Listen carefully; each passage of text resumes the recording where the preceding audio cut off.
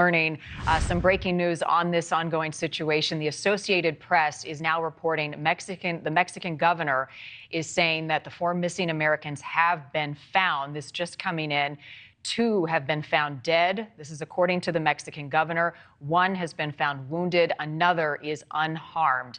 U.S. and Mexican officials are frantically working right now to gather more information about the groups that are responsible for this and more about the 4 Americans who were kidnapped across the border in Brownsville. I want to show you just one more time that video that reportedly shows the kidnapping as it happened.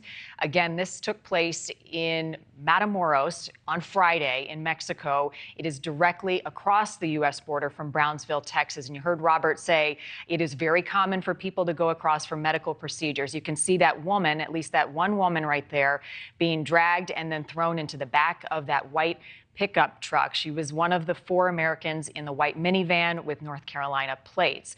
These photos are believed to be the van and the van that the 4 were traveling in. The FBI says it has North Carolina license plates. The driver's side window was shot, and we can see that in some of the images. You can also see the doors were all left wide open. But again, we are hearing now from the Mexican government and reported by the Associated Press that the missing Americans have been found. 2 are dead, 1 is wounded, and 1 is unharmed. So we're going to work to confirm more details on this. I want to bring in Jennifer Coffendorfer now, former FBI agent. She's been following this as well with us. First of all, your reaction to this news that they have now found them, Jennifer, and unfortunately 2 have not survived. Well, absolutely sickened that it ended this way, but I have to say, not completely surprised. These cartel groups, these gangs are ruthless. They do not care about life. They certainly don't care about American life. And as you can see, their ruthlessness when they took these individuals as hostages, and despite special contingent, the hostage recovery fusion cell likely working on this with authorities, unfortunately, this ends this way all too often. And I just want to go through some of the details of what we have. News Nation is working to confirm the names of the 4 people who were kidnapped across the border.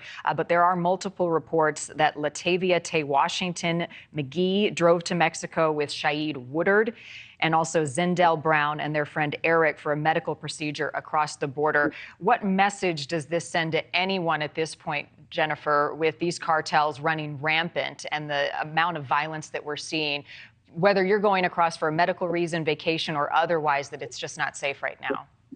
The message should be just that, Marnie. You stated it well. It is not safe. There are other places in this world with beautiful water and Corona beer.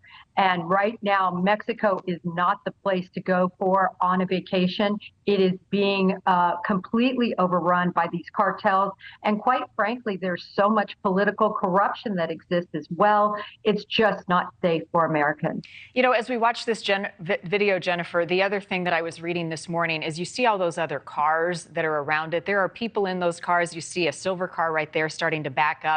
There were interviews with people in those cars who were terrified, who were shocked, who didn't want to intervene for fear that they would get shot or they would get taken. Talk more about this particular region and some of these other areas where we're seeing the level 4 travel alerts.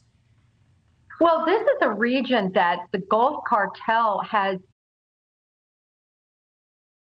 ran, but there are issues with the Zetas and other gangs and narcotic traffickers, and it's unstable right now. Even in the Gulf cartel, there's fighting and jarring amongst those leaders for territory. So it is not safe for these gangs actually hijack and take hostage to supplement their drug activity.